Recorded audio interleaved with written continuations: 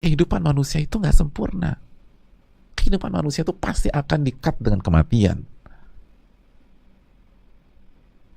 Kalau kita bertumbuh sama orang, terus kalau dia meninggal gimana? Selesai semuanya. Atau pengkhianatan. Kita udah jaga hubungan baik-baik sama orang, ditinggalin sama dia, ditinggalin. Akhirnya sakit hati lagi. Itu tuh, pokoknya hidup kita tuh kalau nggak sakit hati, kecewa, marah-marah, nyalain orang. Kita udah mengabdi di apa di sama teman kita, tiba-tiba pandemi ini disingkirkan kita karena ada investor yang lebih bagus atau karena ada orang yang bisa lebih meyakinkan, ditinggalin. Udah pandemi ditinggalin pula.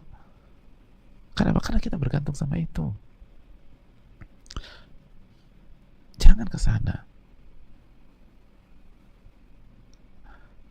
Jangan. Kenapa Nabi SAW tidak baper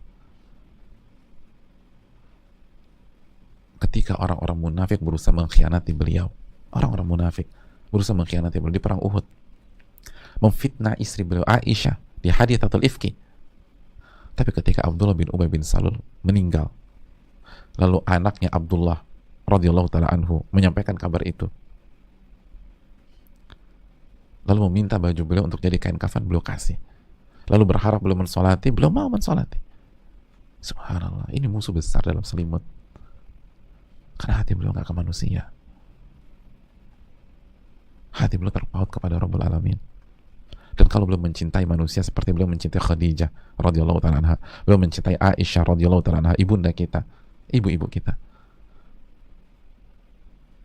Tapi cinta beliau tidak sampai mensejajarkan dengan cinta Allah SWT, tidak sampai sama dengan cinta kepada Allah. Dan hati tidak bergantung sebagaimana hati bergantung kepada Allah.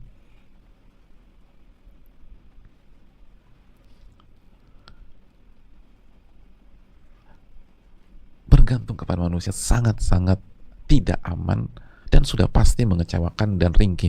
Jadi dari satu sisi ringkih dan rapuh karena yang lemah bertumpu dengan yang lemah. Itu kan kaidah. Kenapa kita harus bertawakal kepada Al-Hayy yang maha hidup dan punya kehidupan yang sempurna? Karena bertumpu dengan manusia itu sama saja bertumpu dengan pihak yang punya kehidupan yang sangat tidak sempurna. Maka ini artinya yang lemah bertumpu dengan yang lemah, yang ringkih bertumpu dengan yang ringkih, yang rapuh bertumpu pada yang rapuh. Hasilnya ya rapuh. Udah rapuh, ringkih, yang kedua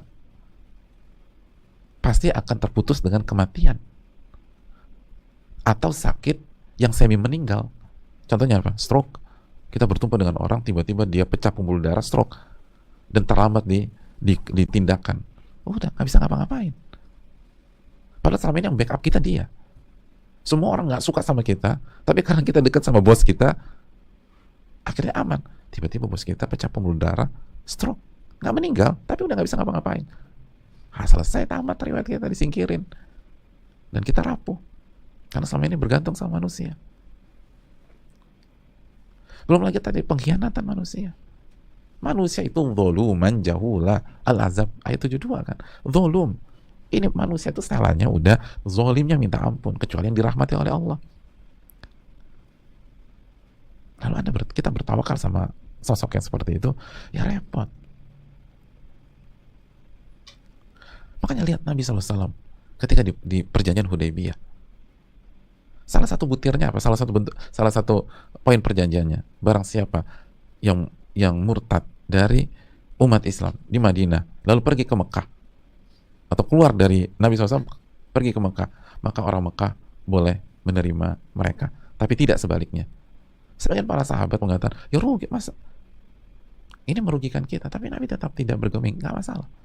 Salah satu hikmahnya, orang mau kabur dari kita nggak ada masalah. Wong kita tidak bergantung sama dia. Dan buat apa nyimpan pengkhianat? Kan dia kabur. Udah, orang kayak gitu kan nggak bermutu.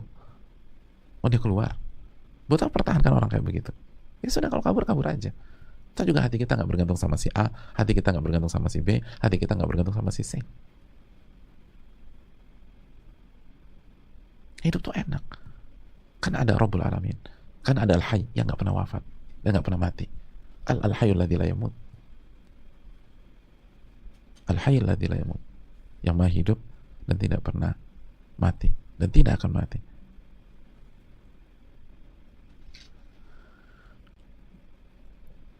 Sehingga kuat, kan pede kita. Kita yakin zat yang kita tumpui dan kita bergantung padanya nggak pernah hilang, bahkan nggak pernah tidur. 7x24 jam selalu melihat kita, mengamati kita, menjaga kita, siap mendengarkan cerita-cerita kita kalau kita mengeluh dan mengadu kepadanya, siap mendengar permintaan dan doa-doa kita setiap kita meminta ya Rabbi ya Rabbi,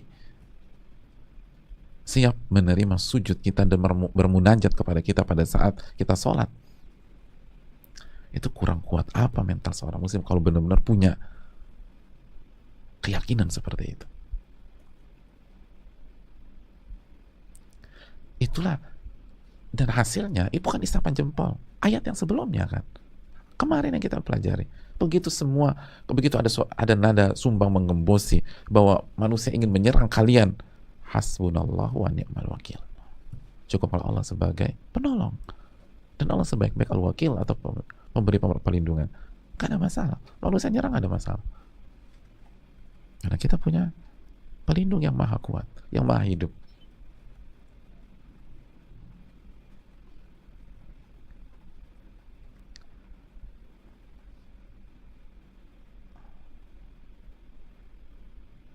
Itu yang perlu kita camkan.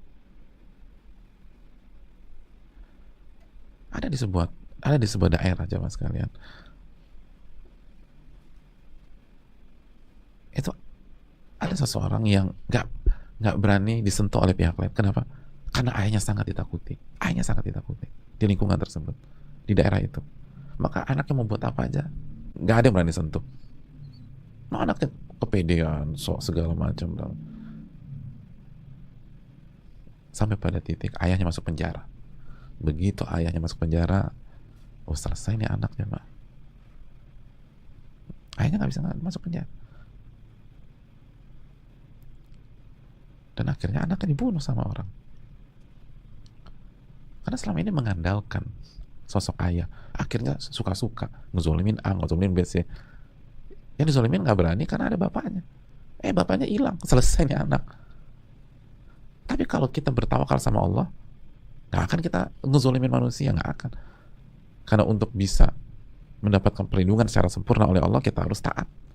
Kita harus jalankan perintah, jauhi larangan, bertakwa. Dan salah satu bentuk takwa berakhlak baik sama orang. Dan kalaupun ada orang tetap zolim atau hasad sama kita, Allah yang akan lindungi kita. Dan nggak ada ceritanya Allah tidur, Allah ngantuk, Allah menghilang, nggak ada.